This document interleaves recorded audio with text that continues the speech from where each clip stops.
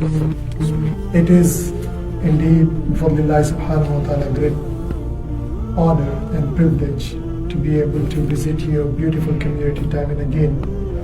And you are also blessed to have such a wonderful Imam, mashallah, tabarakallah, who travels and are highly respected across the nation and the world. In his presence to speak is really humbling myself, but because of Sheikh had asked, I'm trying to see what I could share a few things in his presence, inshallah ta'ala.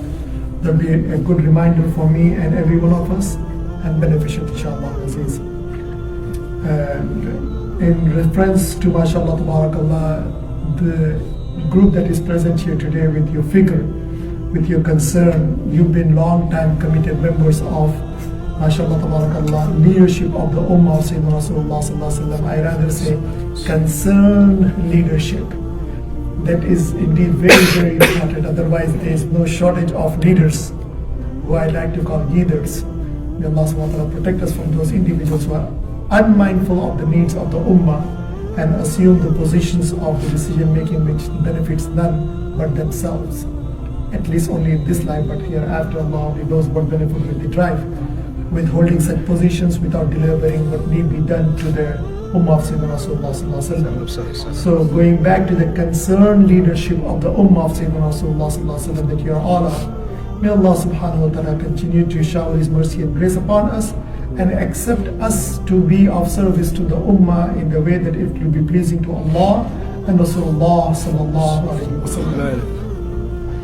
In light of this, I have traveled and I do travel on regular basis. Whenever I have opportunity to meet with individuals on regular Salah other than the Jumu'ah, I know for sure these individuals need not to be reminded of 5-10 daily prayers. They're already here. So if they've already been committed 5-10 daily prayers to the masjid, coming to the masjid, that in itself is a testimony of them being committed. What we need is to go a step further from that point onwards. So, we're taking advantage of this moment. I would like to shed light on 3 things only. One, no matter how strong we believe our relationship with Allah subhanahu wa ta'ala, there is always room for it. So always striving our level best to live our life to the fullest and being conscious of Allah subhanahu wa ta'ala consciously.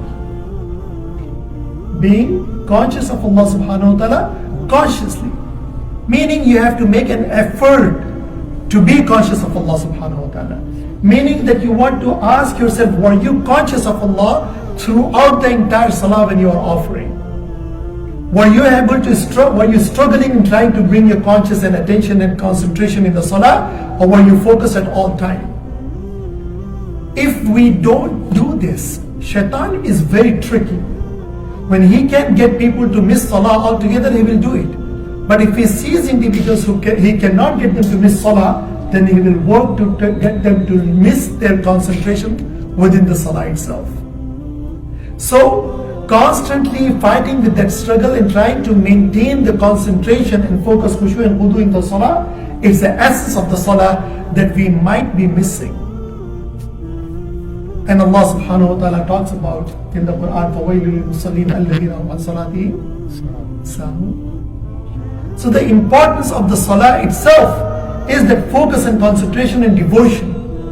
So I myself remind myself this all the time, and I request the same those who are coming regularly to the Salah, please make sure that our Salah remains the best Salah of our life. Every Salah we make this niyyah. So when we leave the masjid, we should be content. This was the best Salah that I ever offered. Next time when you walk into the masjid, you have the same niyyah. This time would be my best Salah of the life. If that has been difficult and challenge, then how about having 1 rak'ah in the Salah? At least with that concentration and devotion.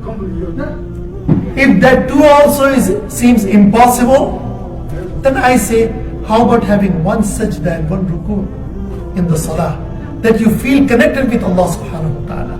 The purpose of us coming to the masjid and to offer our Salah and to feel connected with Allah, we have got to have this level of connection. But if we come to the masjid and offer our salah and leave without having that realization or feeling of being connected with Allah subhanahu wa ta'ala, then there is something fundamentally wrong with our approach to our religion.